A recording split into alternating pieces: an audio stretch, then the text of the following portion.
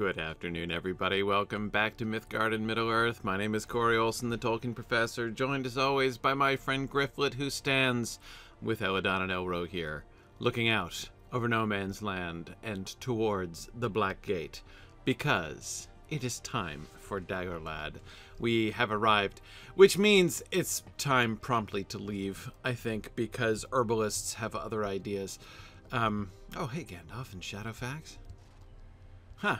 When I just appeared here and wandered up, Gandalf and Shadowfax hadn't manifested, and I was wondering if that meant I had initiated some quest which put them somewhere else or something like that. But hey, everybody.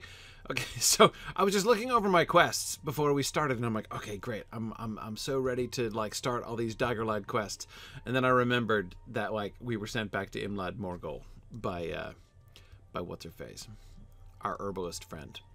So I think I'm just going to do that. I'm just going to do it. I'm just going to get it out of the way. These are troublesome times indeed. Let's go with.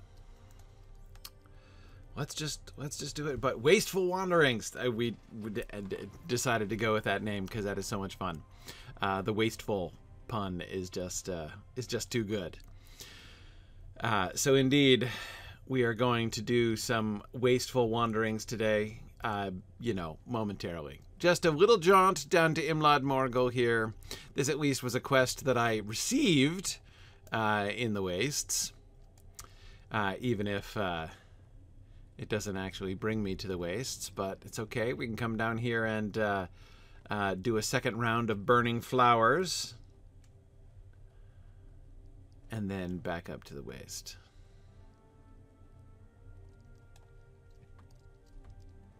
Okay, I am going the right way. Yes, I am. Okay.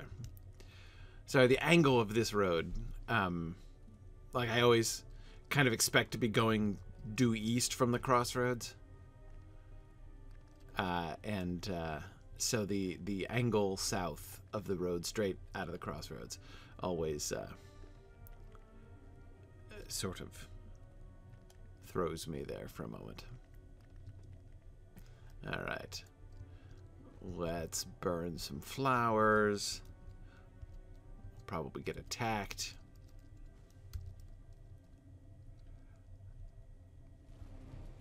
I thought we might.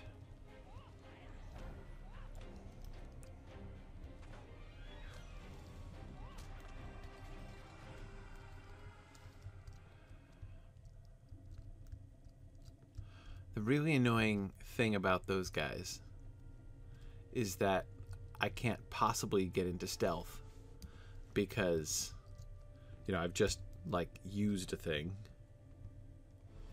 And then they're right there. So there's no chance of, like, one-shotting them from behind.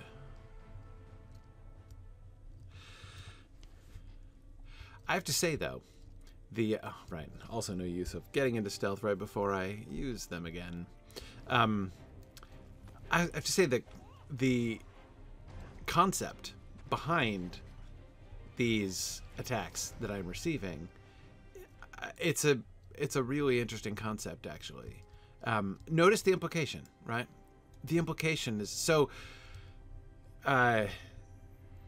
when trying to figure out what exactly makes the flowers of Imlad Morgul like they are, like what is dangerous about them, what exactly is the problem here. How many do I need to burn? 3 more? Okay. I thought I was done out here, but I guess not. Anyway, so the question is like, nobody? Huh. There's no spirit lurking in these? Again, in thinking about these flowers, what makes them like they are? Is it merely an herbalism thing? Is it just they are simply a species of flower that has some sort of evil, like it's a species of flower that's been somehow invested with power, you know what I mean? Like it's, what causes it? What makes it? What's exactly is the causality here? And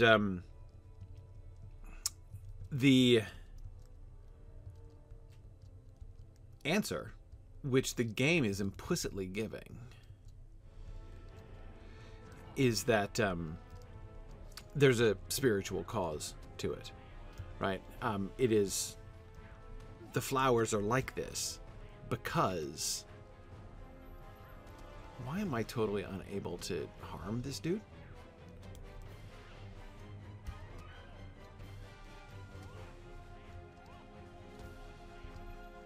What seriously is going on here?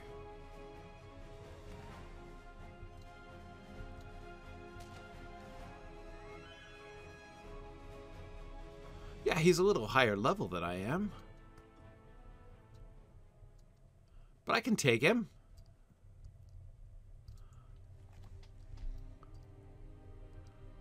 Sorry, Gryfflet's not used to, like, being afraid of anything.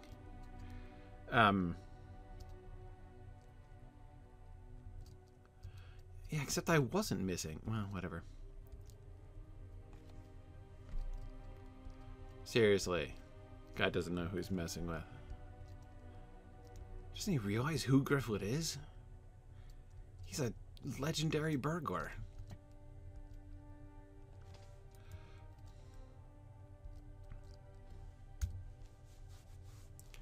Well, he shouldn't be wandering out here where I've been sent on this quest.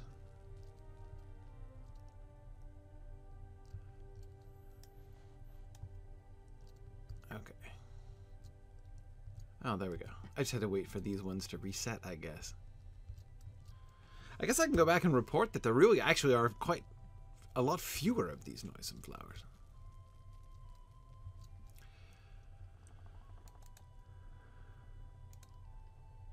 Oh, I just talked to Gandalf. Okay. I thought I would be sent back to the herbalist. Okay. Yeah. What is it? Findeladen. I'm avoiding that last level, of course, because I don't want to skew the quest I'm currently on. You've done well to burn those noisome flowers. Let us hope their rampant growth shall be lessened for a time. I shall call on you again if I receive word from the south. Okay. Okay. The Herbalists of Minas Tirith have continued need of your... I don't care. I don't care. They're dead to me. Still, even though I've now completed their quests like multiple times. Okay. Alright. Okay.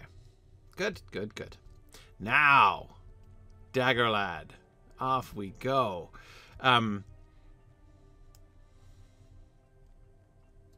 It is an interesting... Sorry, I'm still thinking about the flowers. It is an interesting interpretation. Because... and certainly consistent with how Lotro has interpreted things. Like, they have often... I was about to say literalized, but that's not quite fair. Manifested, perhaps, is a better way of saying it. In places where Tolkien does seem to imply a spiritual presence, that often gets manifested in one of either the corrupted nature spirits, like the Dark Water, the very rude Dark Water I was just fighting, or yeah, so like a nature spirit like that, or some other kind. You know, not always a. I mean, a spirit of the dead is obviously less common than nature spirits, who seem to be everywhere. But anyway, yeah, like the way that Lotro has consistently made those things manifest, it makes a lot of sense that the flowers of Imlad Morgul are so noisome, because, again, not just because they've been like bred in a particular way, right, from a horticultural standpoint, but because they have been invested with, like, they are a place where corrupted spirit, you know, the spirits of this area have been corrupted, and that corruption is manifesting itself in those particular flowers. That all kind of seems to work. That was a Gandalf quest? I guess it must have been. I forgot. Yes. Well, there is I believe, a reference. I can't remember it offhand. There is a passing reference to the flowers, I think, when Frodo and Sam go through. But the primary reference is when they set fire to them.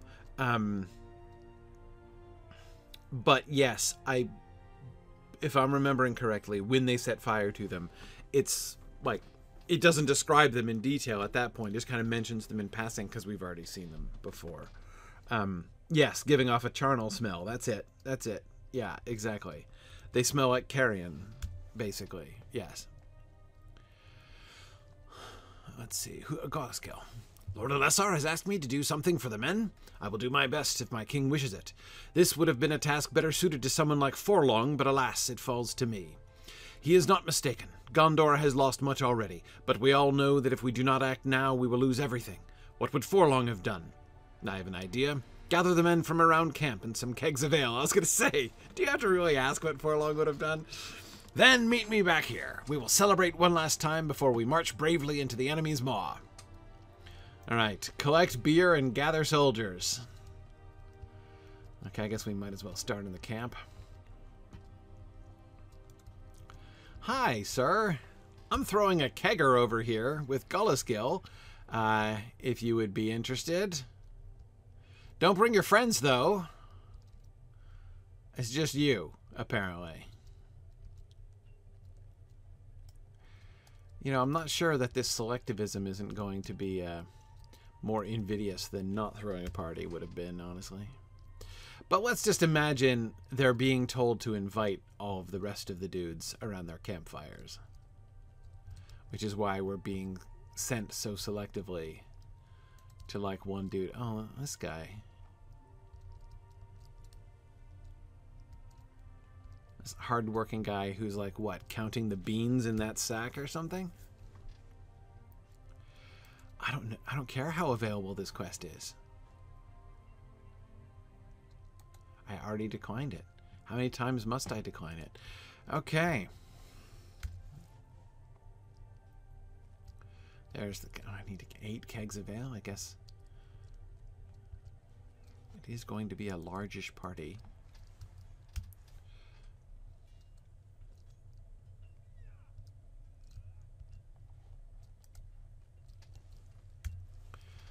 Okay. Beckoned. Is that the oven? Man, Gondorian ovens are, first of all, you know, they're very, like, regal and such. But also, I love the fact that in this temporary camp, they hauled all of this stone so as to build this enormous oven. Very sensible. Gotta have your priorities, you know?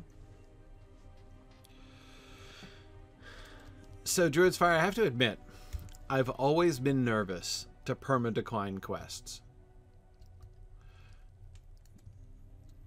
You know, because I think it's an extension of my natural, like, pack-ratism, you know? It's like the same old, but what if I need it later, you know, kind of impulse. Yeah, maybe I can unperma-decline later on, but how will I know that I need to unperma-decline? You know, I mean, if I've declined it, just, like, the question won't arise, right? I mean, I only know to do quests because they pop up. And if they don't pop up, I mean, how will I know? I mean, I'm tempted to make a special exception in the case of the Herbalists of North Ithilien.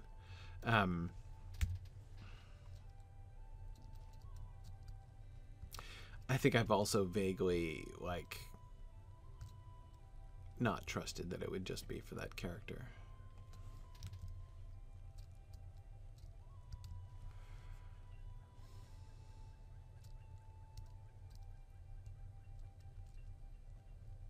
Wait a second. They'll continue to plague me to the end of my days? Like, I'm going to be getting invitations from the Herbalists of North Ithilien for the whole rest of the game? Yeah, see, there's also a button to decline account-wide. I think I noticed that, and that's what scared me off. I was like, oh man, I don't want... Look, there it is. Again, I could just... Why does it pop? What prompts it to pop? Alright, fine, I'll do it. Filter this quest on this character. I don't like it, but again, I feel impelled to make an exception. The Herbalists of North Ithilien are the only quests I've ever unfriended.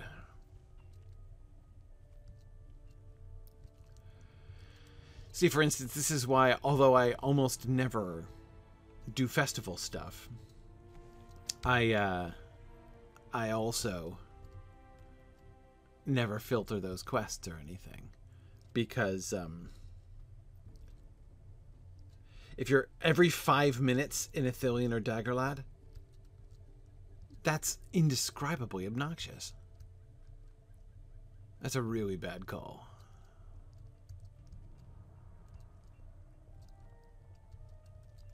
Oh, there it is. Wow.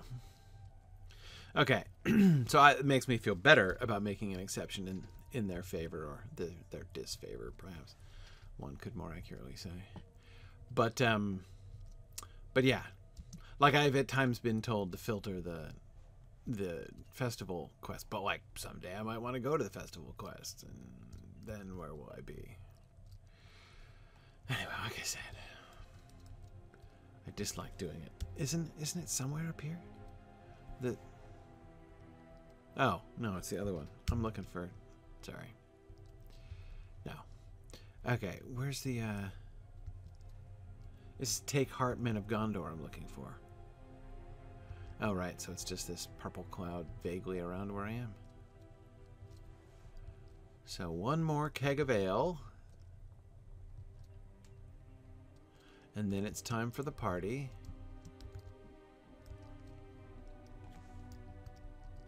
Oh, where is that?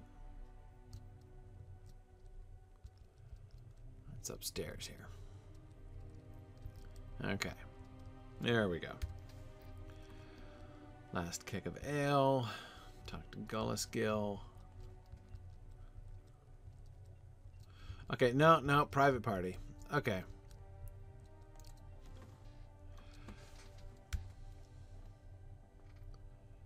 Here goes nothing.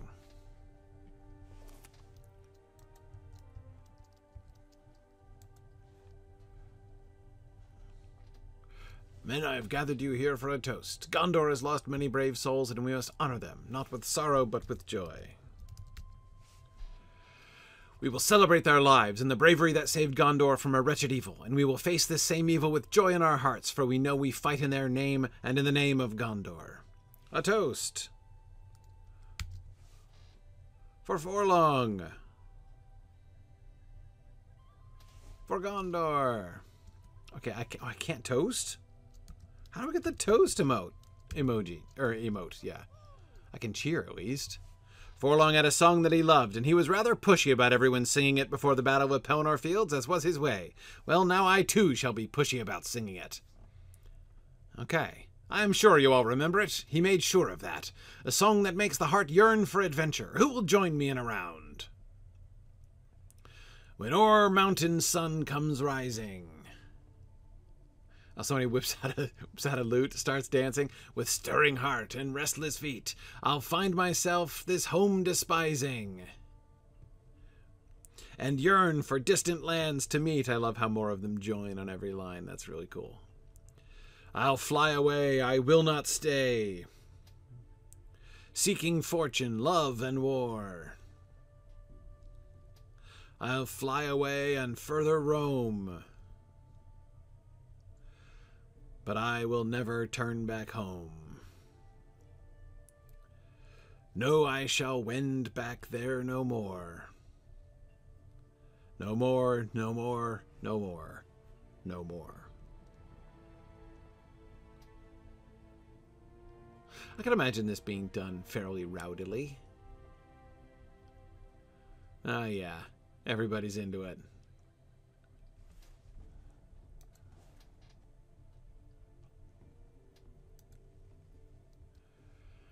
Well, my spirits are certainly lifted. We will march to our destiny with a song in our hearts, for Gondor and for all the free peoples. I think Forlong would not be ashamed of us.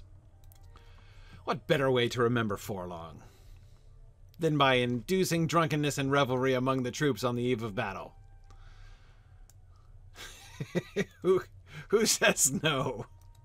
What deed did I get here? No, I completed my first quest. Finally. Look at that. Wasteful Wanderings indeed. We have arrived.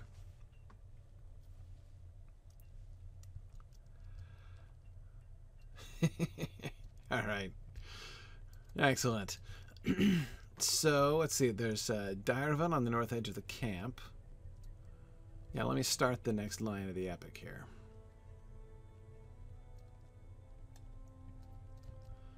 Hey, Pippin.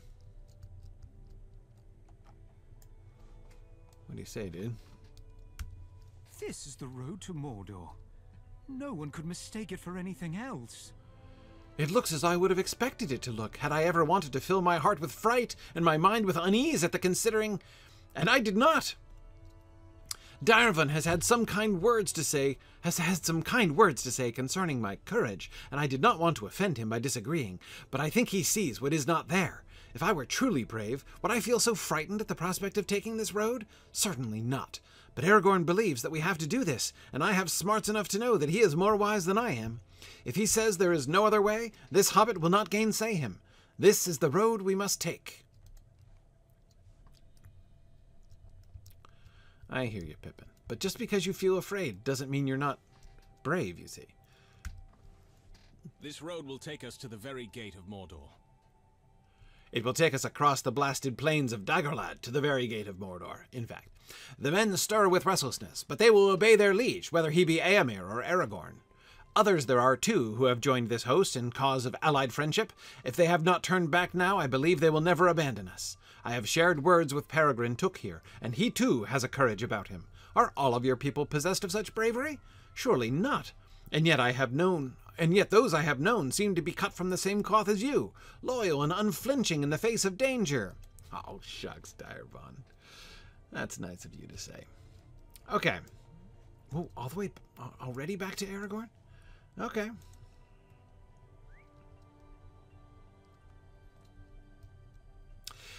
Yeah, that's exactly it. Druid's Fire. Bravery. Courage is not being afraid. Yes. It is being afraid and doing what you must do anyway. That's exactly it. That's precisely what I would have been trying to explain to Pippin there.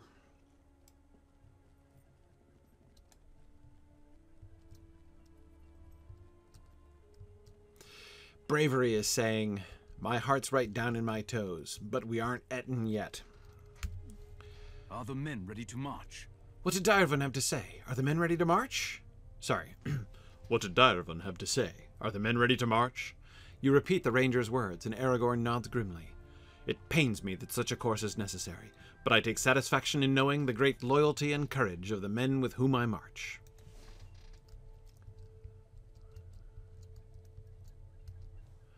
What are you concerned about here? Okay, you know, so my my blue roan pony looks small but still noble, even standing next to Shadowfax. Worry gnaws at me, my friend. You were at the council of the captains, Gryfflet, and you heard the arguments for and against this march to the Black Gate. You must know of its importance as I do. But still I am troubled. Before a battle consumed Minas Tirith, I spoke with Faramir of his watch in Ithilien, and he told me that his men encountered two hobbits in the wild, Frodo and Sam. Briefly he held them, but he did not hinder their errand over long, and soon released them to their purpose. But a third there was, and he served our friends as their guide, Gollum. Faramir spoke against the creature, but Frodo believed he could be trusted, and intended to follow him through a secret pass into Mordor. The pass is called Cirith Ungol. It is an evil place. I know enough of that pass to know that danger lurks there in the darkness, and I fear that Frodo may trust his guide too readily. Alas, that our roads ran apart. A fortnight has passed since Frodo and Sam departed from Faramir's care. My wondering mind worries at how little we know of their fates, Gryfflet, and conjures terrible scenarios of what could have befallen. What has happened to our friends? What has happened to the ring?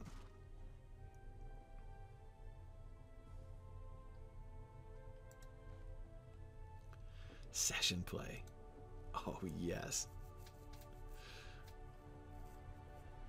Sorry, I'm pausing, wondering whether or not to save the session play as like a reward for finishing the first round of Dagorlad quests or not. But I'll just do it. Let's seize the day, Gandalf. Carpe session play. Oh, Gollum session play. Yes. I can't wait to see my skills. Always my favorite part of every session play.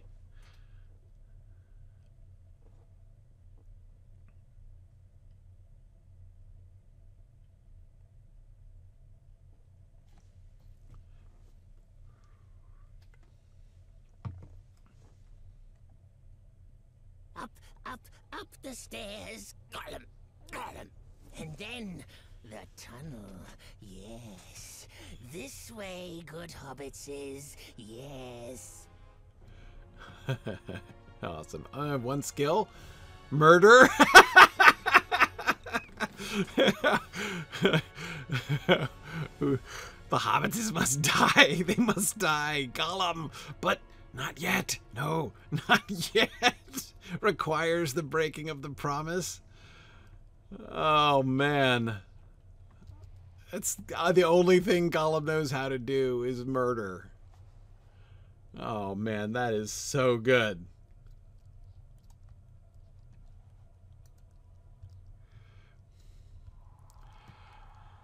Okay, I have to admit, I was kind of hoping that his floaty name here would be Fat Rude Hobbit.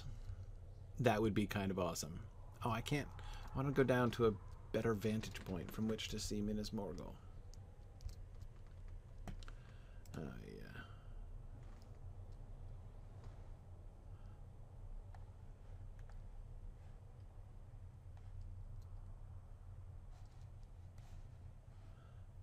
Yep.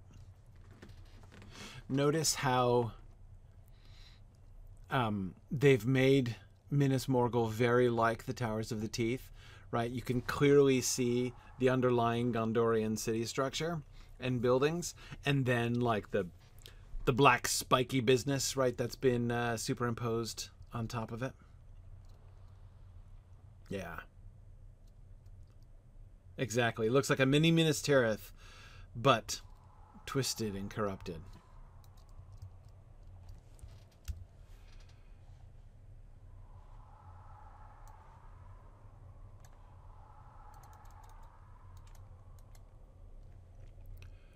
Thank you for bringing us this far, Smeagol. I know it cannot be easy for you to come this way again, or to creep so near to the city below, but you have done right by your promise. Just a little further, you said. I am ready to put these stairs behind us, and then we will need to rest if we can. I am so very tired, and Sam may not say it, but he must be as well. Come on, Sam. We are nearly at the top.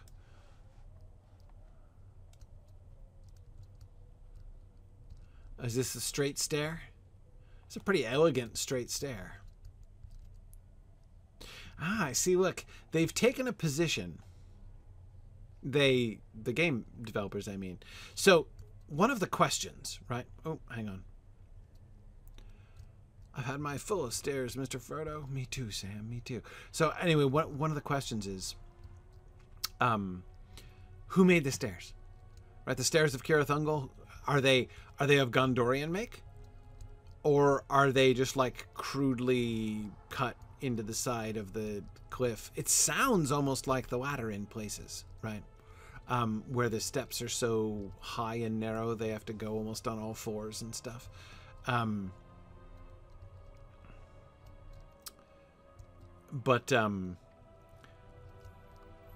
This, obviously, I mean, look at that, right?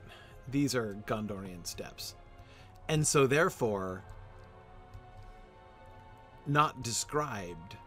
Like, they're not here as described, at least not as generally described. Just being, like, steep and exposed.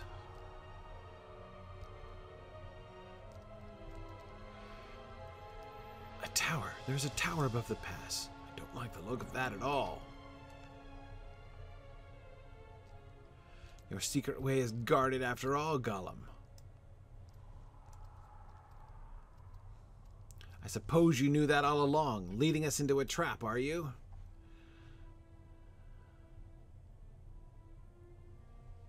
He is right, Sam. Every way into Mordor will be watched in some fashion. Yeah, I didn't get to say my Gollum bit. Whoa. Look, we can rest over here out of the wind. Oh no. We're going to come to the moment of tragedy. Anyway, what I was saying is that the way that the stairs are depicted in the film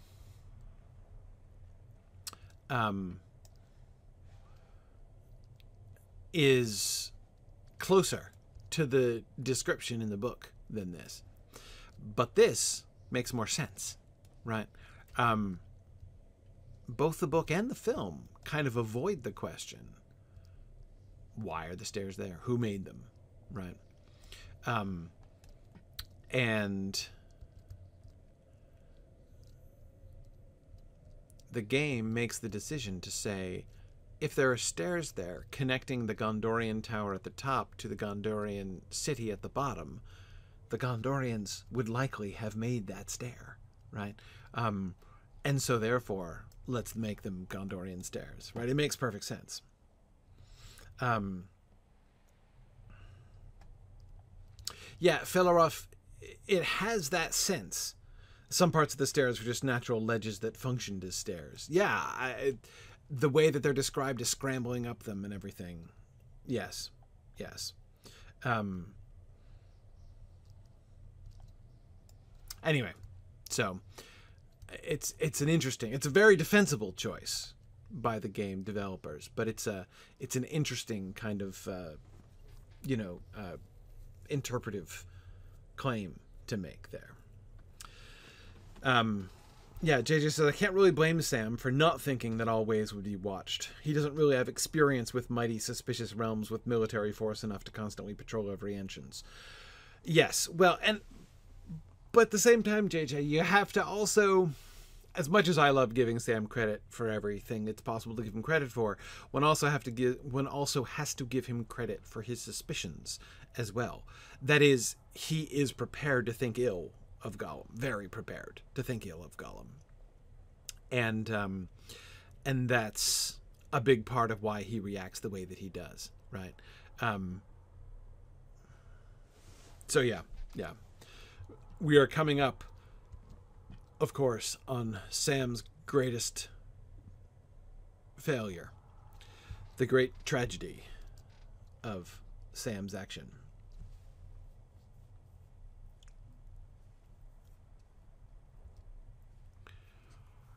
Sam and I need to rest from the climb before we move on to this tunnel you mentioned, Smeagol. I am exhausted, and I do not want us to pass beneath that tower without recovering whatever strength we may. You should lie down and get some sleep as well, Smeagol. We will all need our rest for what lies ahead, I imagine. Lie down and get some sleep, as the nice master suggested. I wonder when we'll find water again. There isn't any up here, so far as I can tell. Oh, here comes the discussion. The orc problem is about to be born. Do you think there will be any in Mordor? Orcs must drink, surely. Wasn't I just talking about this last week or the week before? They do, but not the sort of drink we would want. Then filling our bottles is even more important. But I have heard not so much as a drip or a trickle. Faramir said not to drink any water in the Morgul Vale, so it doesn't matter. He said no water flowing out of the Morgul Vale. He said not to drink any water flowing out of Imlad Morgul, not into it. Still, I wouldn't trust it, not unless I was dying of thirst. Which you will be before too long. There's a foul odor about everything, a wicked and stuffy smell. Perhaps Gollum doesn't mind bad smells. I don't like any of it, but this is the path we must take. That's true. And it's doubly true that we shouldn't be here right now. Maybe we wouldn't be if we had known the full extent of the thing before we started. I was wondering that... So this is, of course, the great conversation on the stairs of Cirith Ungol that they're about to have. And the paraphrasing that they always have to do to try to stay clear of HarperCollins is going to be challenging. I suppose it's always that way, isn't it? In the old stories, I mean.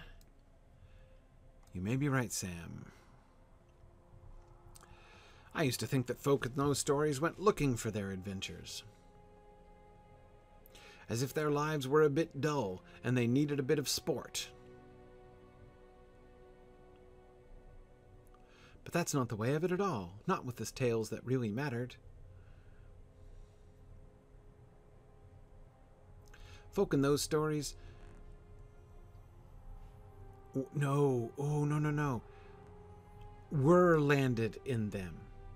It could be they had a chance to turn back, or lots of chances, and they didn't. I did like a whole big part of a talk in at SoCal Mood about the use of the passive voice in this speech by Sam. It's very important.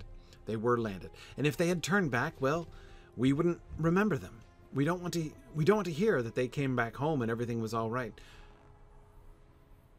No. That's hang on, Sam. That's what they want. That's what they're hoping for. That's not always the best story to hear, though it might be the best one to be landed in. Yeah. It isn't that we don't want to hear that. We enjoy Bilbo's story, right? It's just that. I wonder what sort of tale we have been landed in. Again, passive voice, super important here.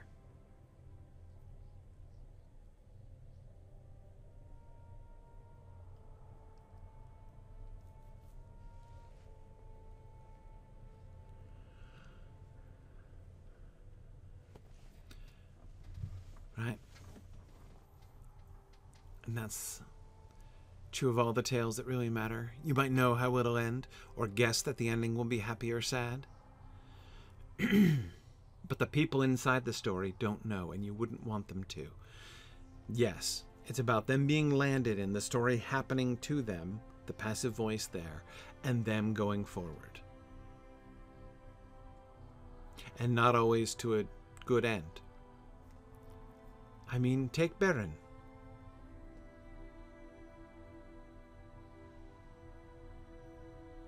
He didn't know he was going to end up with the Silmaril from the Iron Crown, but he did. And that was a much more dangerous adventure than ours, wasn't it? And eventually, the Silmaril came to Eärendil. And bless me. You've got some of its light in the glass that Lady Galadriel gave you.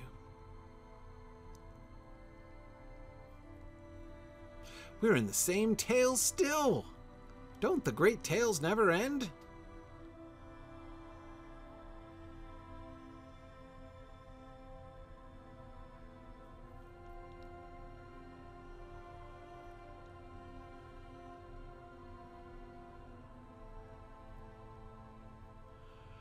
Our part in the tale will end once we've played it, soon or late. And then a good night's rest, and waking up to work in the garden. On the one hand, this is of course a shortened version of their conversation, but it's impressive how little it's been shortened, comparatively. But I wonder if our own tale will ever be put into words and shared by a fireside. Will folk ever ask to hear it?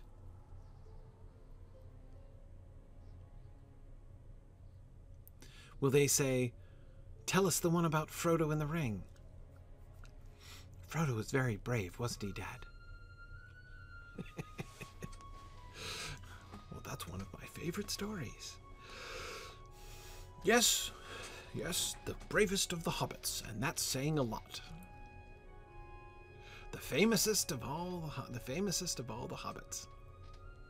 It's interesting how they also take out pretty systematically Sam's like rustic dialect. Oh, Sam, hearing you talk like this makes me think The tale is already written, but you've forgotten one of the chief characters, Samwise the Stout-Hearted. Why didn't they put in more of his talk, Dad? Frodo wouldn't have gotten very far without Sam, would he, Dad?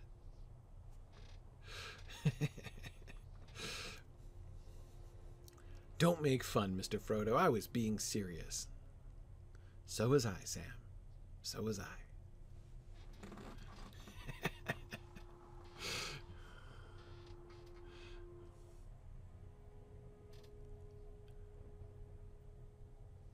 But look around us.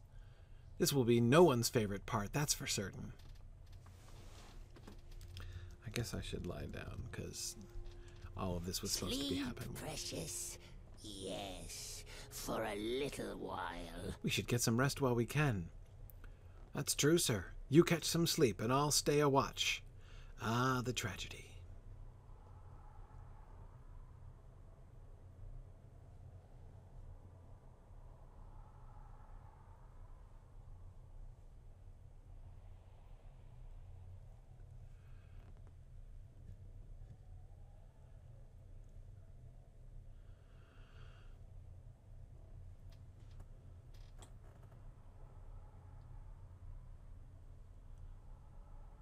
Isn't Frodo gonna sleep?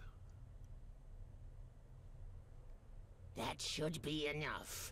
Yes, precious. Time to slip away.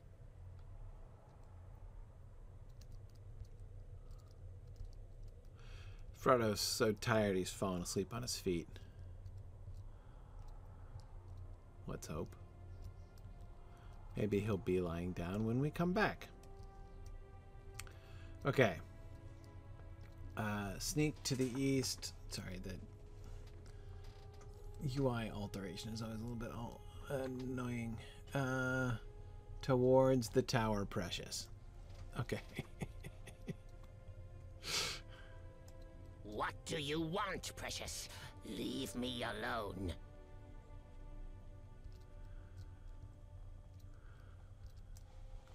So on the one hand, I don't hate the sort of replication of the film thing. It's very different from the books. I like it. It's my favorite thing that they did differently in the films. The whole Smeagol confronting himself thing. The whole leave now and never come back business. I really like that. It's very different from the book. Gollum isn't like that in the film, in the books. But okay, we're going to confront, what, his brighter side here? No, precious, don't go this way. We mustn't hurt the nice master. We swore, precious, we swore to serve the nice master. Do not try to hurt him, must not. Weak, do not listen to him. Gollum, Gollum. That there is a struggle within Gollum is, of course, the whole point of this section. Again, like, it's not, it is not in any sense a violation of the action of the book there. But notice even that rationale. Smeagol is back, the coward. The division between Smeagol and Gollum. Well, it's defensible, as I say. We shouldn't leave the hobbits. Gollum, they trusts us, they do. We swore on the precious. Nice master trusts Smeagol. Yes, he's a friend to us, a good friend. We swore to serve the master of the precious. See, that's the way that he keeps bringing the ring and the promise in. Is the part of this that makes me uncomfortable. Because once we have the precious, we will be the master. Yes, that's part of the grievance. It's not the kindness of Frodo is very much relevant. By the way, I love the way that, like, the mist, right, and the wind is like conveying us towards the tunnel. It's a really cool abstract suggestion. Leave us alone, Smeagol. This is the only way. Like the you know, like the sort of spiritual currents, right, that are conveying Gollum towards the entrance of the tunnel. the whole visual effect here of like going down this rough path with corpses on either side and all down into the tunnel, right? The door of darkness that lurks in front. Please don't go inside the tunnel, Gollum. We can't bring the hobbitses to her. She'll eat them, yes, not just the fat one, but the master too. And Smeagol can't do that to them. No, precious, no, don't go to her.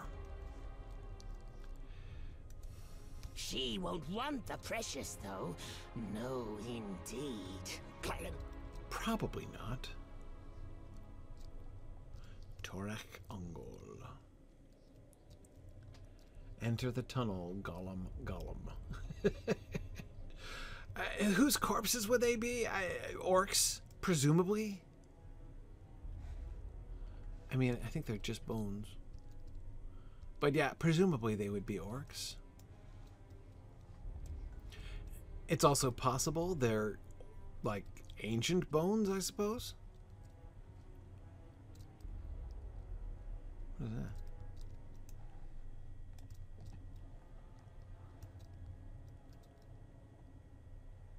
Marks of Shelob dragging herself, or what?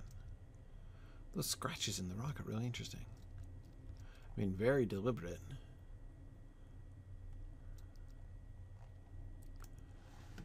They look like claws, but why would they be?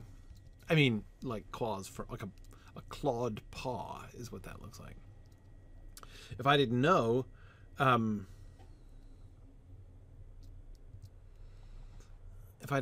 would, it would make me think that this,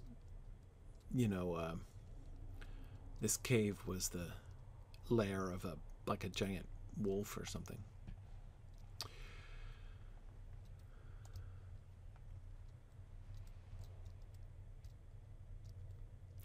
Anyway, so what I was saying was I don't feel that the Gollum Smeagol dialogue here on the path accurately conveys Gollum's... Well, I mean, it's highlighting it, right? And that's useful. The sense from the book, I think, is that Gollum is just not as torn as this.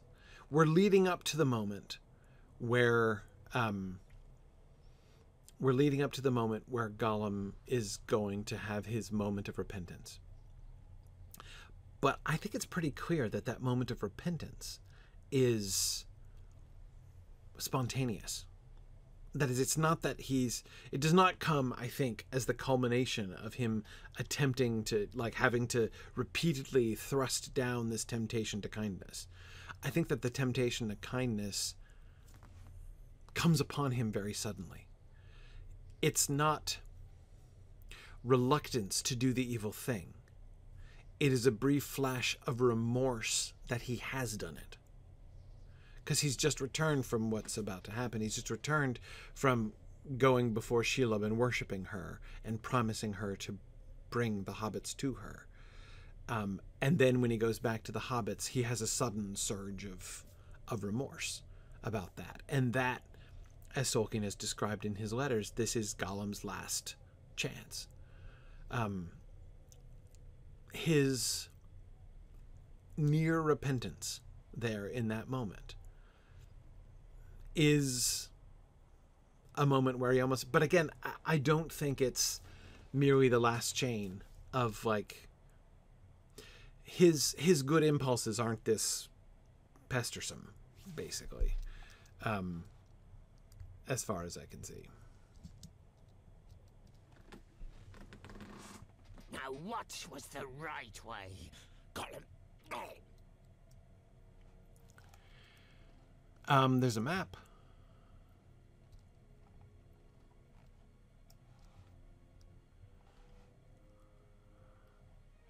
Of course, I was going to say, on the one hand, I like the green light. On the other hand, like, there should be no light whatsoever. This is the place of darkest darkness that can be felt, but it's a little hard to maintain that in a visual adaptation. Well, can you imagine trailing your hands against the walls as Frodo and Sam do here? No, I can't murder them.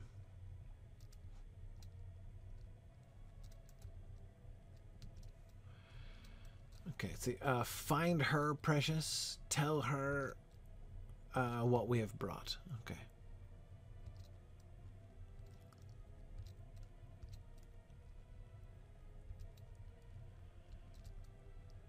Okay. Here we come to the offshoot of the tunnel. We can't go this way, I assume. Whoa. Whoa. Okay. There's a Mirkwood hatchling.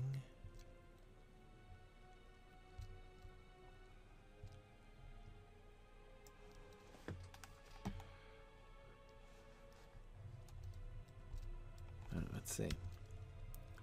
Ooh. Okay, I think I see where the lair is. Let's see what is to be seen, though.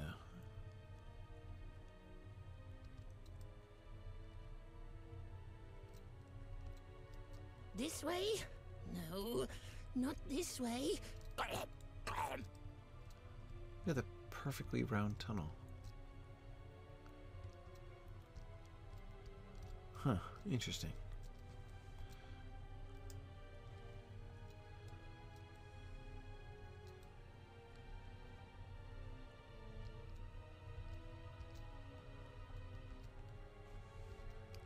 Music is so good.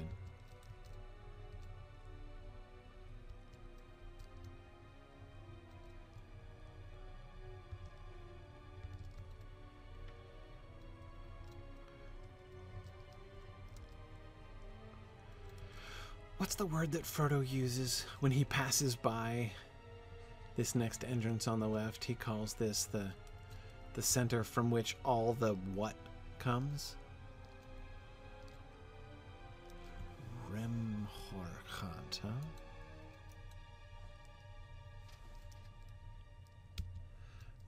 huh? Almost there, precious. Almost there. Darkness? I don't think it is. No, I think it's more abstract, isn't it? It is not stench or darkness. The stench and the peril?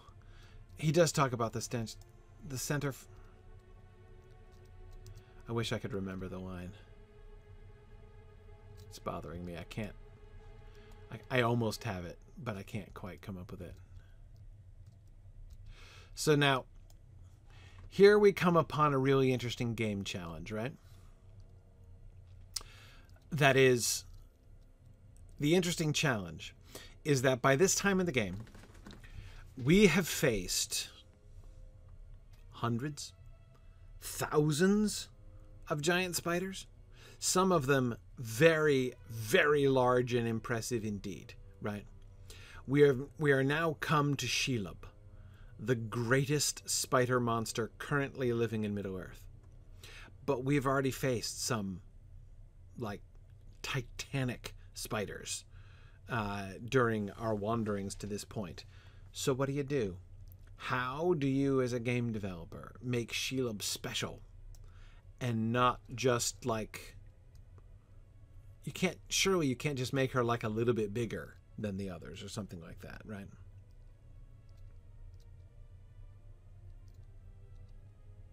Okay, he doesn't actually say that. It all comes from here, the stench and the peril. Okay. I must be combining that with a different line in my head. Now I wonder what line I'm combining it with. Anyway, okay. Thank you. Here was some opening in the rock far wider than they had yet passed, and out of it came a reek so foul and a sense of lurking malice so intense that Frodo reeled, and at that moment Sam too lurched and fell forwards. Yes. It all comes from here, the stench and the peril.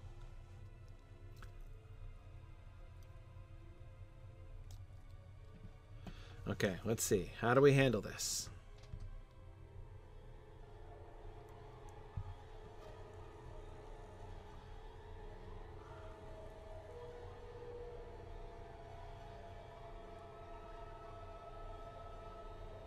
in ways that are going to make me sick to my stomach fairly soon. Okay. You remember? You remember poor Smeagol, yes? Not tasty. No, not tasty at all. We see it from Shelob's perspective. Oh, yeah. But Smeagol, he brings you tasty foods, yes? They are almost here.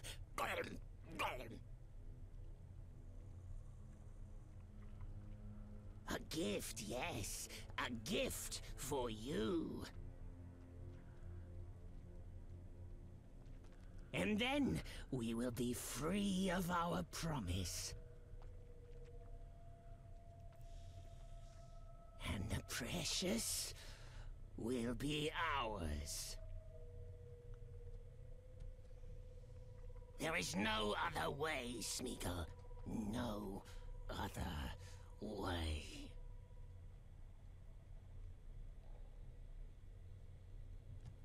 Yes, I did like the curvature of the faceted curvature.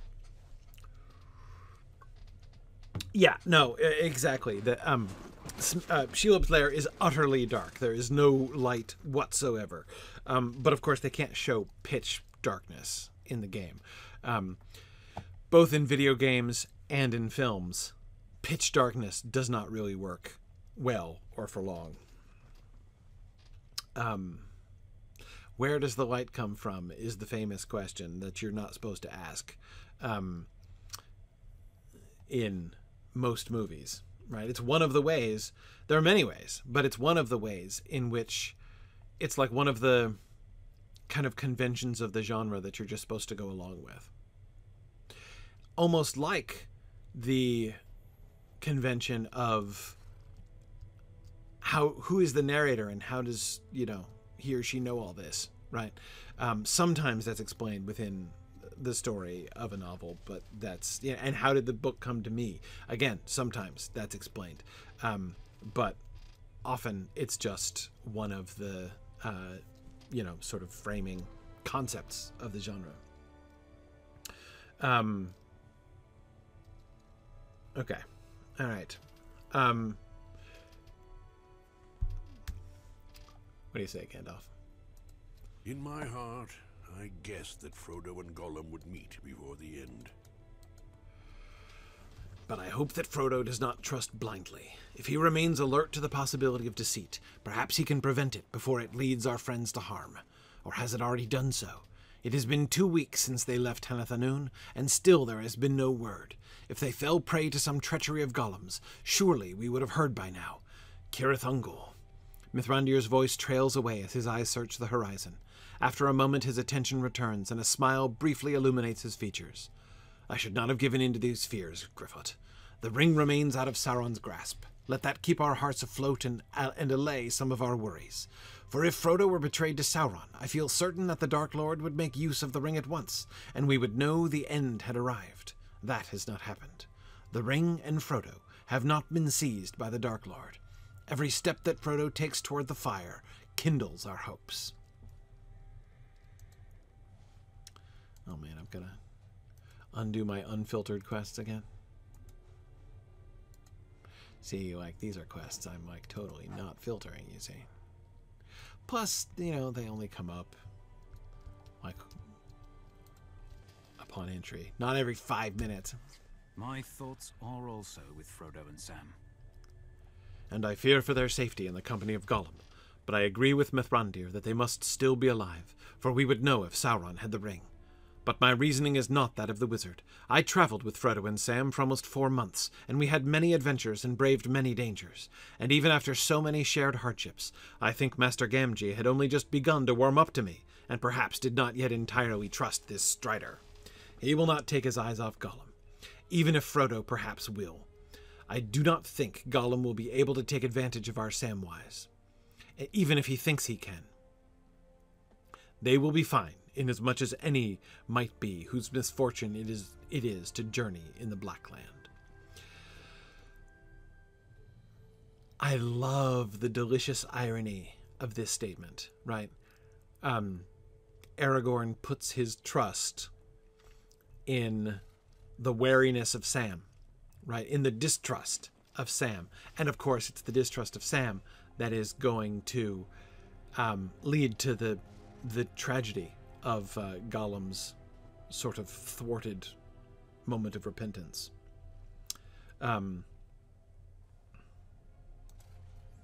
This is likely to be our last battle. It is our misfortune that we must march to the Black Gate with little hope of our own survival, Gryfflet. So many good men have placed their lives in my hands, trusting that this course is important. I believe that it is, but it does not make the burden of that choice any lighter. Some of my kinsmen are deep in thought, contemplating the roads that have led them here, while they ready themselves for the road to come. Will you speak with some of them and put into words how grateful I am for all they have done? This is likely to be our last battle, and I want them to know that I appreciate their service, not only as their captain or their king, but also as their friend and kinsman. This may be my last chance to tell them so, and I do not want to miss that opportunity. You don't want to miss the opportunity, so you're going to send me to go do it? That's good. Now, what you're really saying, what you really mean, Aragorn, and I appreciate your generosity, is that you don't want me to lose this last chance. And that's very kind of you.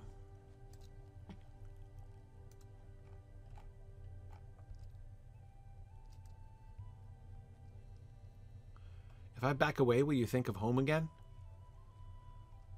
Were you thinking of home before? I didn't notice.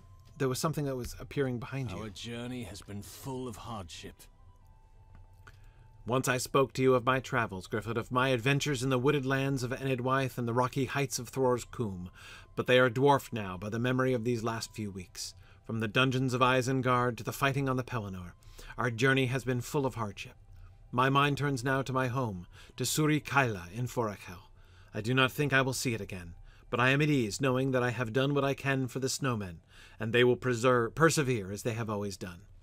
I will follow Aragorn wherever he leads. Man, what a journey we've taken with Lothrindir. Yeah, see, they do have pictures behind them. I didn't even notice it in time with Lothrindir. Who's this? Roddenir. Ah, who are you thinking about, Roddenir? It's a great quest. Oh, sorry. I don't have you highlighted there. We have been through a lot together. And most of it was unpleasant. Unpleasant. I am not complaining, not really. If it was to be easy, it need not have been the Dunedain's task to face it. I said as much to Elwyleth once, but she has gone away and will never return. Do you think the folk of Middle-earth will appreciate everything Aragorn has done? Sorry, did I meet Elwyleth? I don't remember Elwyleth. I do not expect our names to be remembered, but if there is any justice, Aragorn will be remembered fondly and well by the people of Gondor and Rohan at least. Roddenir is silent for a long while, and you are about to leave him when he speaks at last. It seems there will be no peaceful tavern for us at the end of this road, Gryfflet. After everything we have gone through, I suppose I am not really surprised. She's at Thorinhad in the Trollshaws. Okay.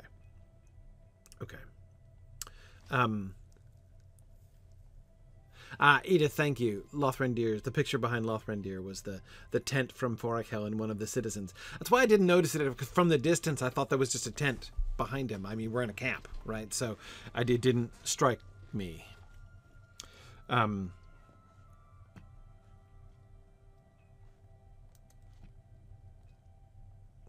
Excellent, Roddenir.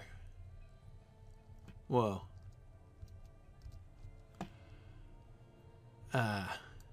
I was going to say Coronir. Must be. He's thinking of Galadir and... Why does... you know, what's his face? Gothmog and he have many names. Why does he have glowy shoulders?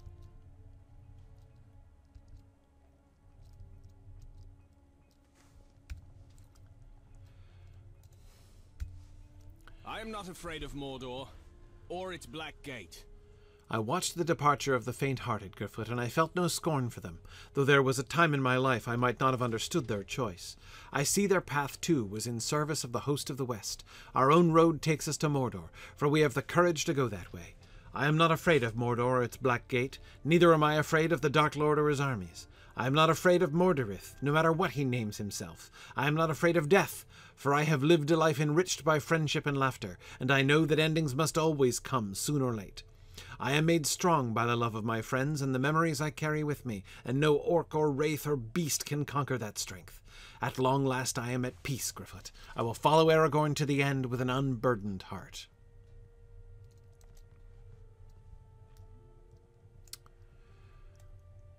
Uh-oh, I think I can see Calanglad from here.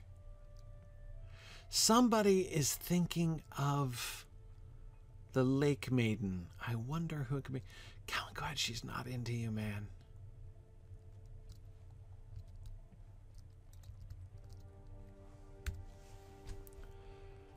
Have you ever broken a promise, Gryfflet? Calanglad looks at you sadly and holds up a finger to halt your reply. I have sought to live my life with honor, making good upon my promises and the oaths I have taken.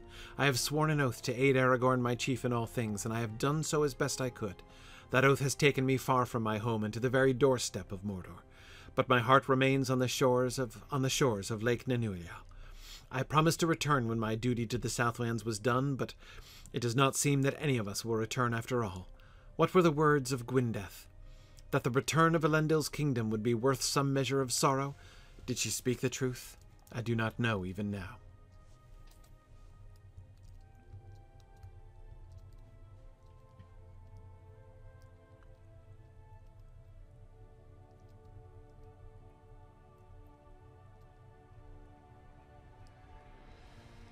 Who Gwyndeth's quest line are you talking about, Edith?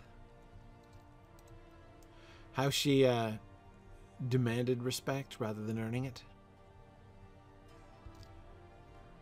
Yeah, and evened him. Yeah.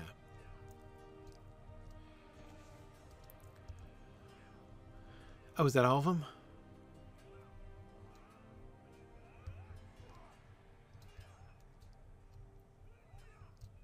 Yeah, it is.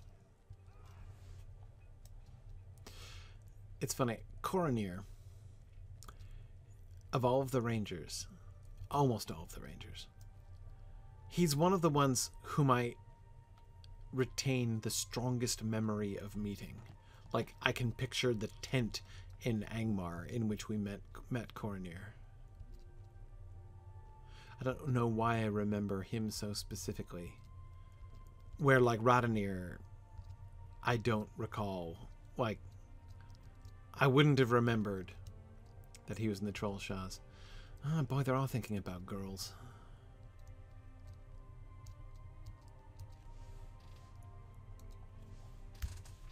None of us are free of worry, but still we move forward. Or free of regret, but still we move forward in spite of those feelings. That is all we can do. That is what we must do. I will give the order for the host of the West to begin its march. But I need you to go forward in the vanguard, leading the way and making safe our passage. The foes arrayed against us have been commanded to let us pass, but I would not be surprised if the more ambitious among their number think to increase their own fame or notoriety by slowing our progress. Defeat these foes and any other beasts that threaten, and look for Langlas in the ruins of Hyrundir, northeast of here. He will know where else to scout in advance of the host. Once you have aided Langlas, rejoin us north of the Black Gate, and we will prepare for the final throw. Oh, Felaroth, Kendaith, of course, is also obviously on the short list of rangers whom I recall and whose situation I can picture. You know, Kendaith there at the foot of Weathertop, Halros in the Shire, Cyrodion in his cabin near Bree. There are a couple that, you know, stick in my mind. Coronir is just definitely one of them. All right, so good. I am now... where are we going with this? Where's... oh, Hyrundir. It's up here. Okay. So, right, basically, Aragorn was saying, would you get on with the landscape quests around here? Because... gotta make this place safe. All right, so I'm defeating foes. I'm scouting. I'm collecting a sample of Troll's Strife, finding the source of the howling sound, and of course doing Rohirric archaeology. Naturally.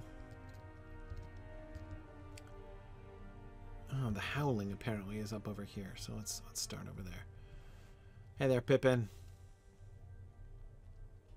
I'm a little surprised at how many oh, hang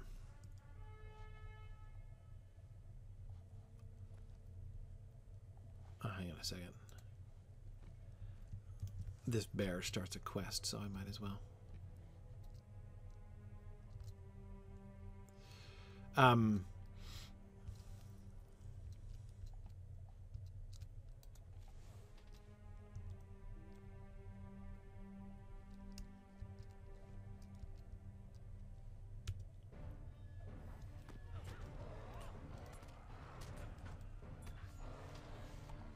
Culling the Blighted. Holy cow. As you venture out into no man lands, you begin to see blighted wildlife, Legolas has mentioned. It's best that the disease-carrying creatures be culled so new life may eventually take hold here. Waste bears, no-man boars, waste claws, scavenging crabines, scrubland crawlers, and mangy waste wolves. That's a very specific list.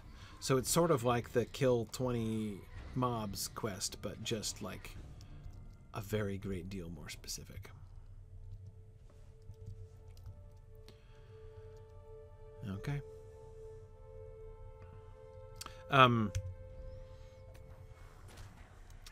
Something else I was just going to talk about, but I forget what it was. And there's a separate Crabine quest. Creatures of the Mire? Apparently. The Dead Marshes lie just beyond the No-Man Lands, a cursed place where the fallen of a great battle still rest. The vile creatures who reside there seem to be overstepping their bounds and venture into the muddy borders of the No-Man Lands. You should thin their numbers so they cannot spread any further. Holy cow. Blighted marsh lurkers, scavenging crabine, which double count, fortunately, I hope. Ravenous marsh toads. Oh man, I've never seen a ravenous toad, and I hope never to see one. Swarming marsh flies and marsh corpse flies. I thought it was gonna be like swarming marsh flies and marsh swarming flies or something like that. Okay. Okay. But see, now I'm gonna have to like check every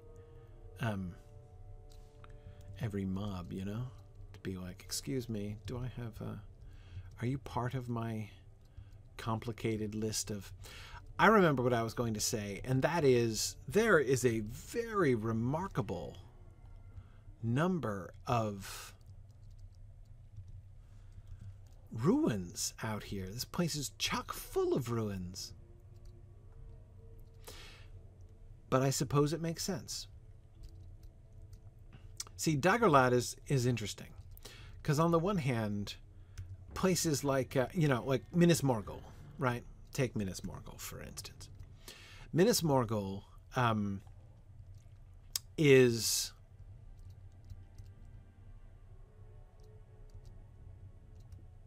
fine.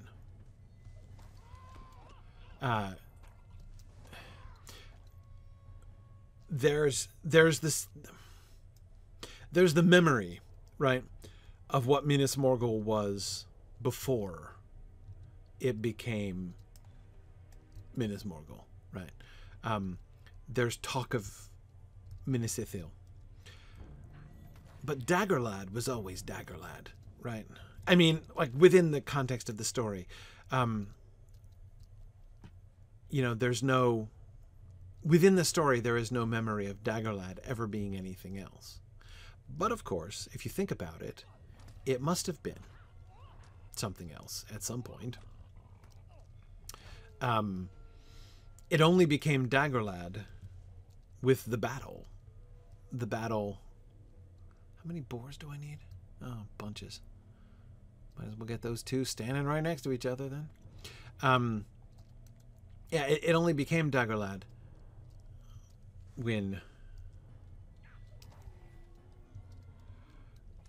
the battle, it only became the battle plane when the battle happened, right?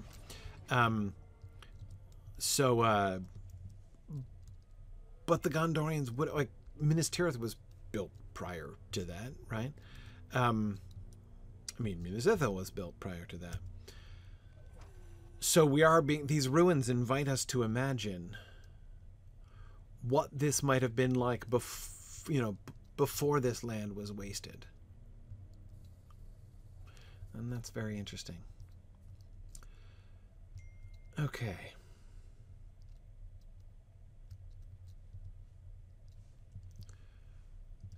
Got lots of animals out here. I have to admit, I did not expect the no man's land to be teeming with wildlife.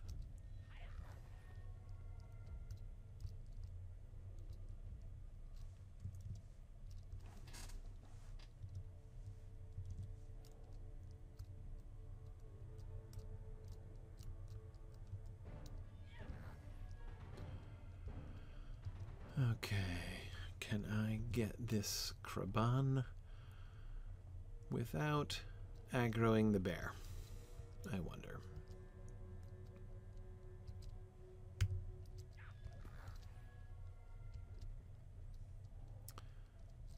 I thought it was my last Kraban, but it was only my last Kraban for one of the two quests. Fortunately, they are double counting.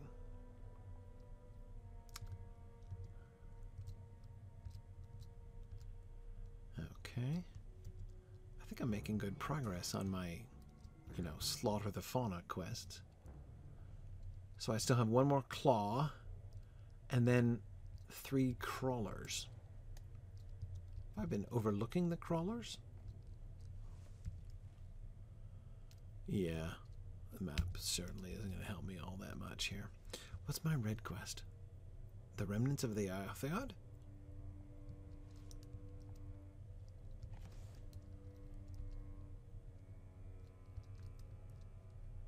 I haven't seen anything lying around. Oh, that's just gnarled branches.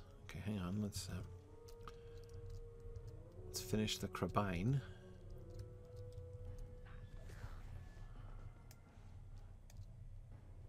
Oh, he didn't count? Oh, because I already had finished him. Okay, so how are we doing here? Oh, this doesn't show me my progress on here.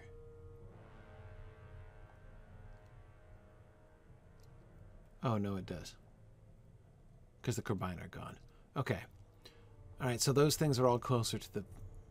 That makes sense.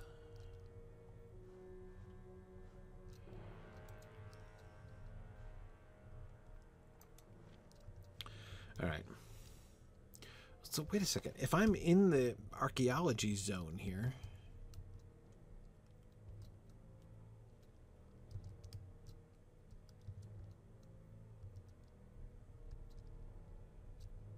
Noble's house ruins. Huh. This is one of the few ruins that's ever been identified like that. Okay. Oh, that's what Eotheod artifacts look like. Okay, now I know what I'm looking for. Little chests. Conveniently stored and labeled.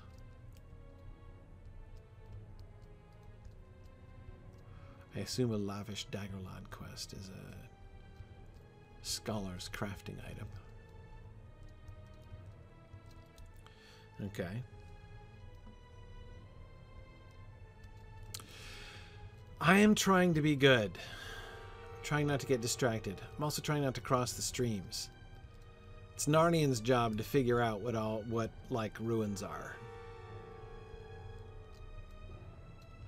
Narnian is the archaeologist. Gryfflet is into narrative.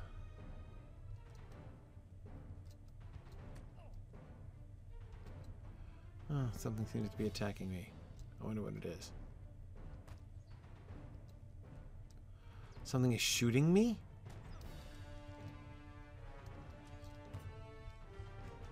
Oh.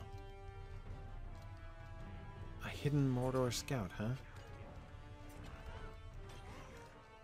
He was pretty hidden, I'll give him that. Okay. Alright.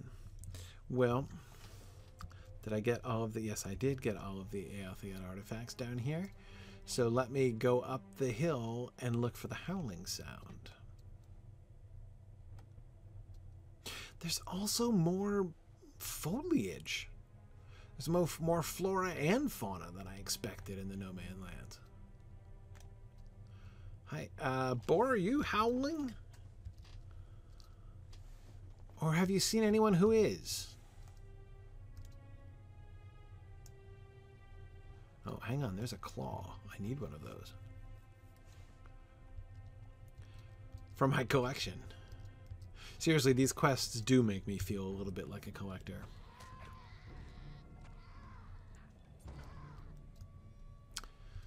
Okay, there we go.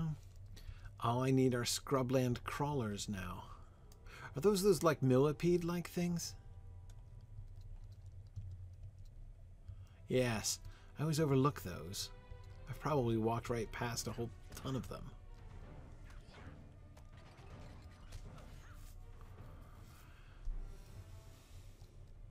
I'll just have to be a little bit more vigilant. Okay, oh no, that's a bear. That's a bear. And if you're howling, Mr. Bear, there's a serious problem. Uh-oh, it's a deer. He's probably the problem. See, I wouldn't have expected there to be deer wandering around here. I mean, it is such a dark and evil place that that's hardly surprising, I suppose, but... I mean, given how, like, the threat level of your average deer. Tremendous. I mean, there's some of the most... Oh, look at how bright and sunny it is over here now. Oh, there we go. I'm coming to the edge of the sunlight. Oh, the sun just went under.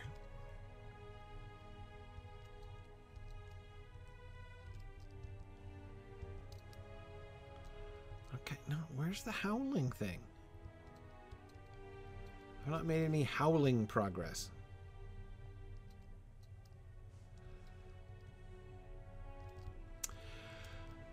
Yes, I would like to go through before the shadow.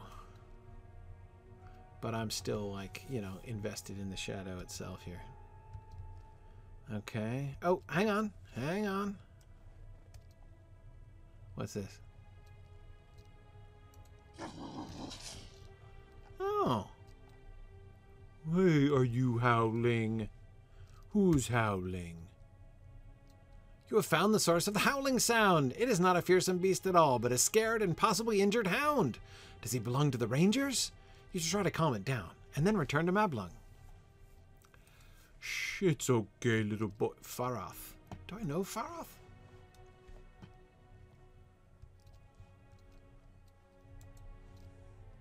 The calmed hound heads for the camp of the host. Yeah. Freaking everybody out, man. That's a good... Who's a good dog? Who's a good dog? Faroth is a good dog. Okay, I'm doing more archaeology. I need to find more millipedes. I still got work to do here. Where am I scouting? Let's look at the scouting one. Okay. So let's go north from here. Looking for millipedes along the way. I'll see if I can pick up a couple of these archaeology things, and then I'll swing across. Okay, that's a crabon. We got a boar and another boar. And this place is just teeming with fauna. A claw, crabon, boar, crabon.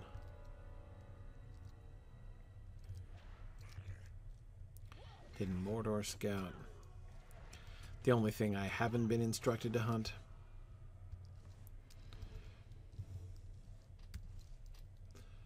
Oh, no, wrong chest. This is not the chest you're looking for, Gryfflet. There we go. Yes, you have to do the right sort of archaeology. Evangleam? What is that? Oh, it's a mushroom?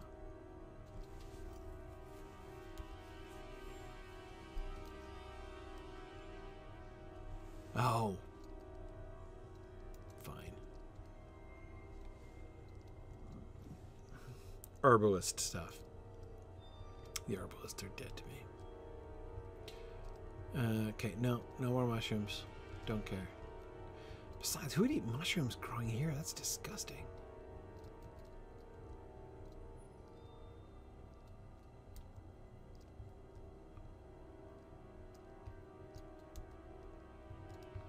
Okay, it says it's in use, except it isn't. Try again. Why won't it? Boy, they're labeled and everything, these artifacts. They were so thoughtful when they left behind their... Man, I'm having all kinds of problems here. Okay, I pushed the button. Now I'm just gonna wait. There we go. Did that work? Hooray! Okay. Yeah, I mean, when the Eotheod left here, they packed up evidence of their civilization and packaged it very clearly and neatly. I just can't get over how thoughtful that is.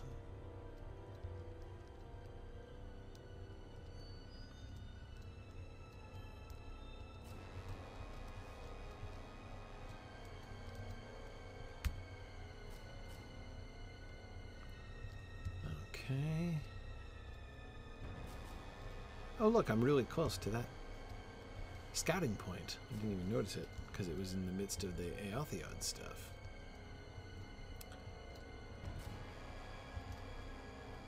So if I go just up here past where I was mushroom picking, do I have to, what, scout up this hill? What do you say, Bor? Is there a good view from up here?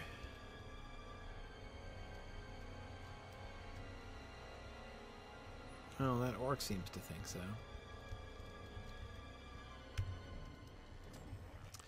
Okay, so let's see.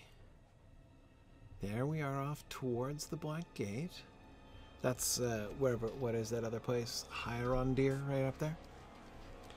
Okay. Yep. I have my theories about this place. That is to say, what it was before the battle happened, but that's Narnian's job. Let me start a lore question here.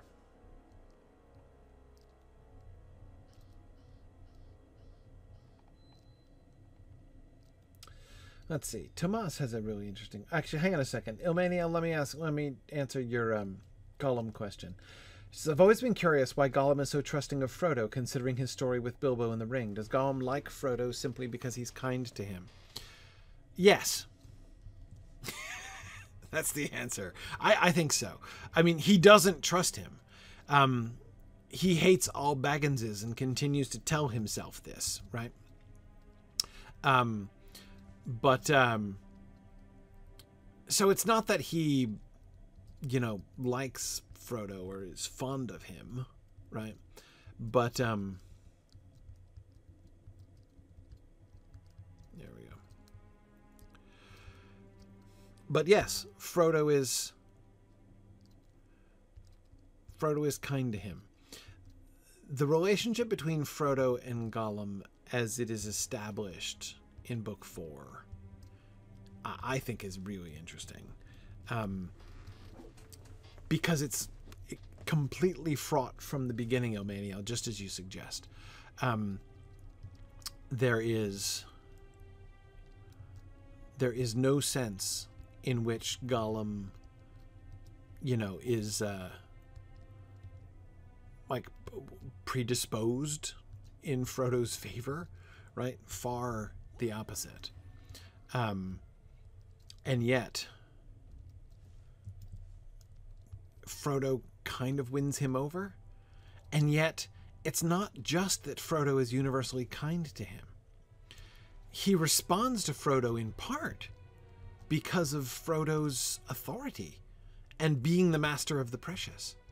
It's almost like Frodo's relationship with the ring is both what causes Gollum to trust him and what causes him to distrust him. And so, in fact, I think that basically Tolkien is paralleling Gollum's relationship with Frodo to Gollum's relationship with the ring itself, how he loves it and hates it, right? So he loves and hates himself, as Gandalf has said, and also he loves and hates Frodo also. So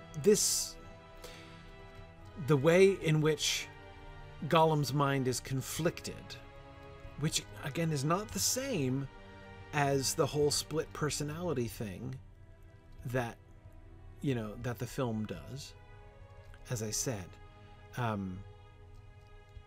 That's the books do it differently. Gollum is in conflict, like it's the simultaneous love and hatred is what marks Gollum.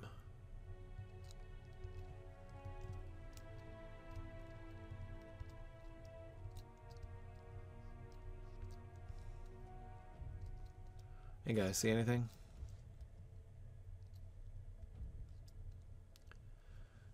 Oh man, I continue to have some lag issues. Trying to make sure it's like not me here.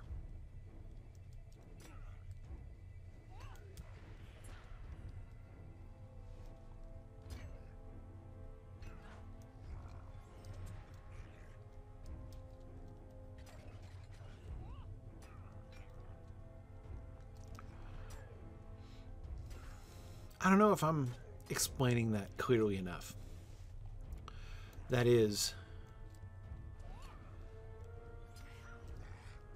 the difference that I see, because I think there is a clear difference between the internal division that Tolkien depicts and the internal division that the films predict.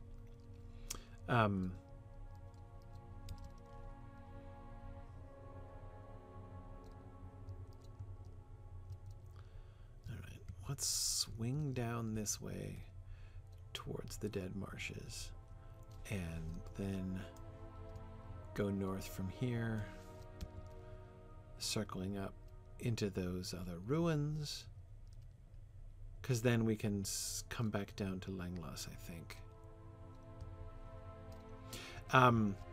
Anyway, again, and please understand, as I've said before, I've said it before, and I will say it again just now. I love what the film does with the divided Gollum. It's just not the same as what is done in the books. Oh, excuse me, are you ravenous? Good grief. How can you even walk? Excuse me. Oh, fine.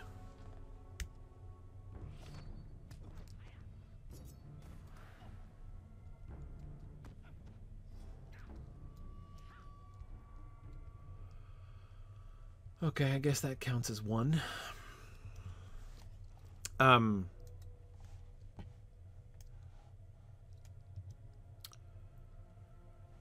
I need a marsh fly swarm? Oh my goodness, I do. Can I attack them from stealth? Oh, yes, I can. That's fun. I mean, those toads are out of control. Anyway, so it's one... The difference lies, of course, in the two separate, discrete personalities that he's given. Even when we see Gollum talking to himself, that's, of course, the thing that inspires the film's choice there. But even when he's talking to himself, he's not exactly...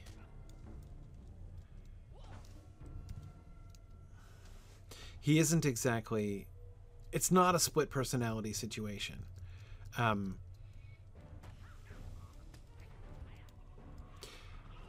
Yeah, not exactly a Gollum versus Smeagol thing. Again, it's just a little different in the books. And again, the most important thing, at least the most relevant thing to answering Elmaniel's question and talking about Frodo there, is that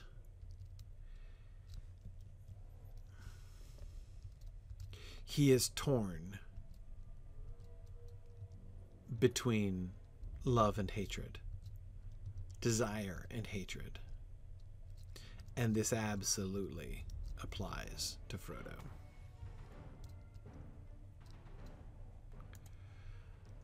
Okay, how are we doing? Oh, I still need 2 more marsh toads. Sorry, I thought I was done with those guys. There are bunches of them. At least they don't make these guys hard to find.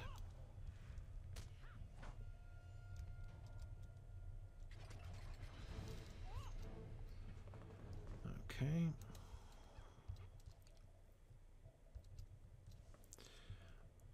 There's another one. Why don't I just go over there?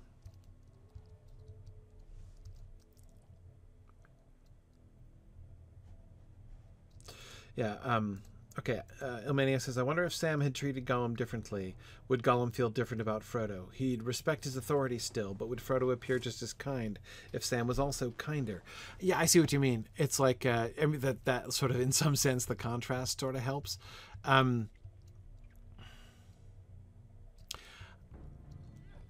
I don't think that Sam is a huge problem. Of course, he plays a critical role in that one sort of horrible moment.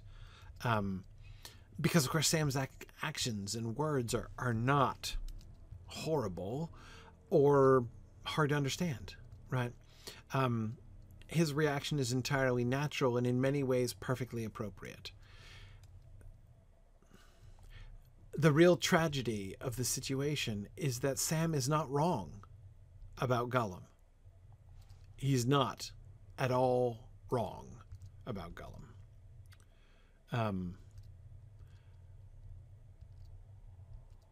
It's just that his distrust, which, as Aragorn suggests, is perfectly appropriate and fitting and even, you know, good and prudent, is mistimed and manifests itself very unfortunately. Is that a swarming fly? No, that's a corpse fly.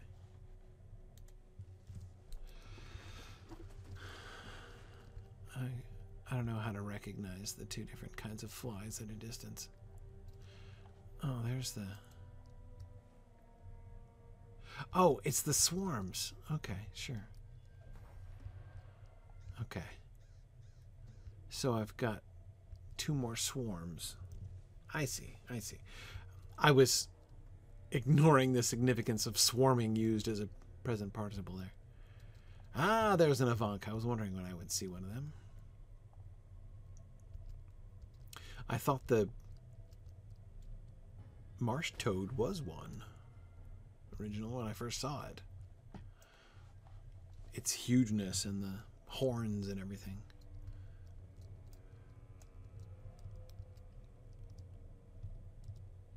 There we go.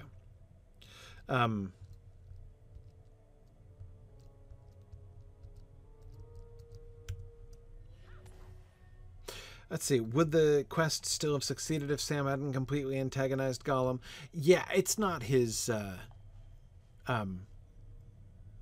it's not Gollum's annoyance with Sam that leads him to do what he does. Oh. Here I'm standing here, unstealthed in front of God and everyone, just walking up to this swarm. Okay. I think I just need 1 more swarm, right? Wow, I find myself in the unwanted position, in multiple senses, of scanning high and low, seeking a swarm of flies. Normally, they're one of my favorite obstacles to avoid. Hello, swarm of flies. I've called everybody else.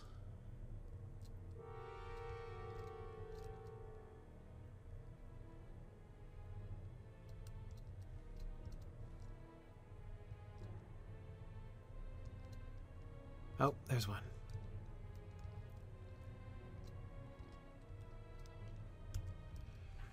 All right. Excellent.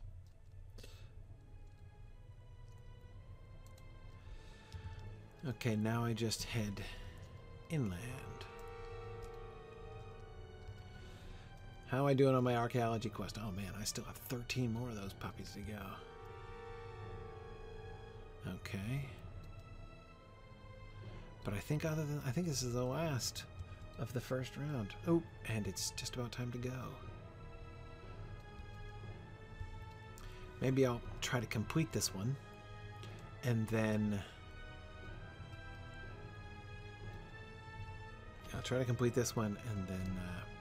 I'll turn him in next time.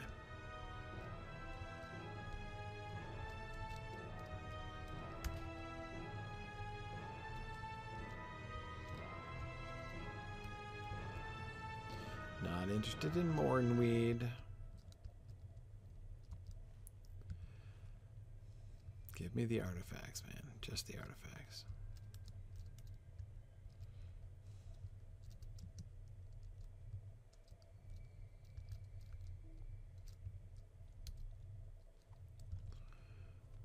Okay, that's all of them here.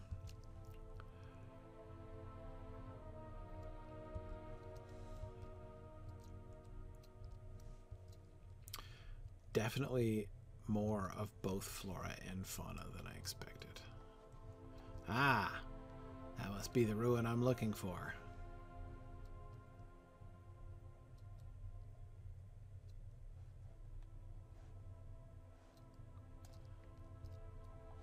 Is that a roving threat? Yes, it is.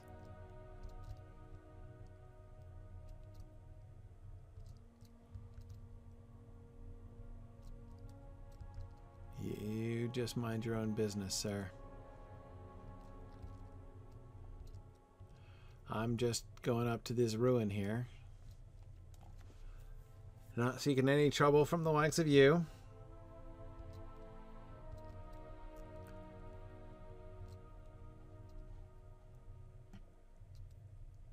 Oh, there's a whole camp up here?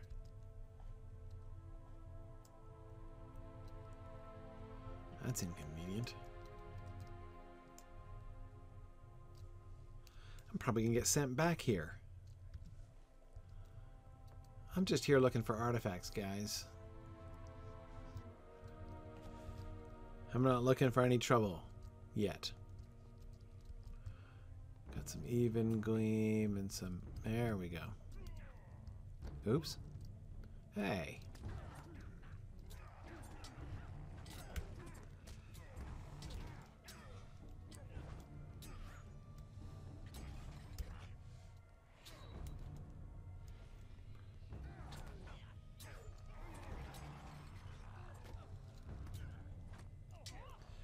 Got some raiders here and a defiler. Yeah, I was guessing that he was involved.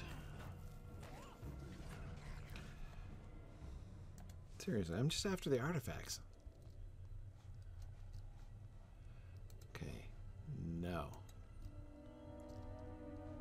Now, roving threat quests are quests I would consider filtering, but I actually kind of appreciated the warning there.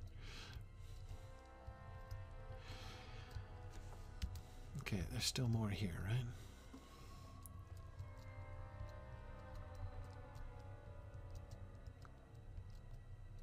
Let's go up a little bit here.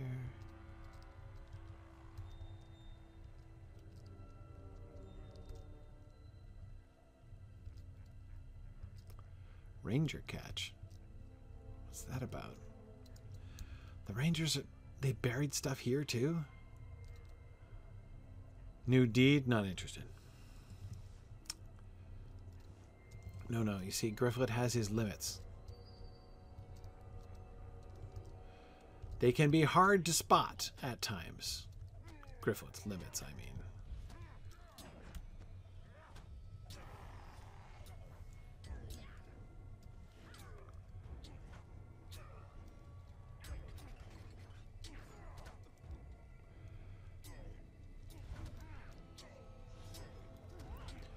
Oh man, this guy has a name. I'm totally gonna have to come back here and kill all these guys again.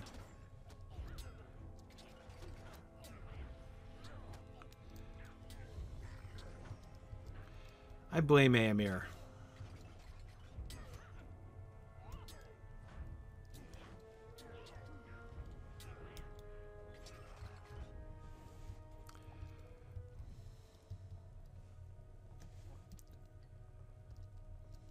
Okay, there's an Éotheod artifact on the other side of this wall.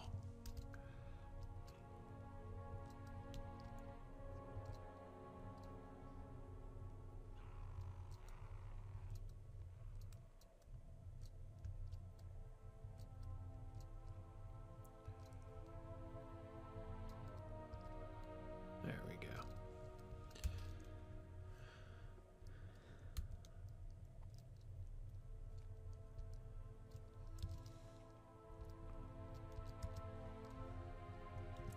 Where is there another one? I looked everywhere, and I keep getting distracted by Mornweed and lavish Dagorlad chests. Sometimes I can't pick them up until I'm really close to them.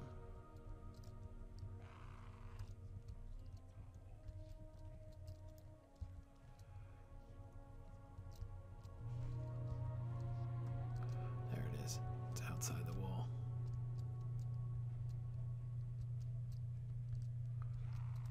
Oh, come on. This one's... How can I get to that? Oh, I have to go around from in there? Come on, dude.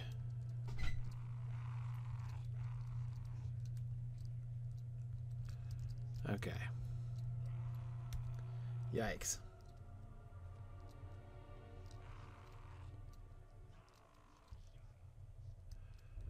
Okay. Okay. Oh, so there's the scouting place, and then... Alright, I think I just have to stop here, because I still have 7 of them to do, and who knows, there might be others in camps and things. So, I'll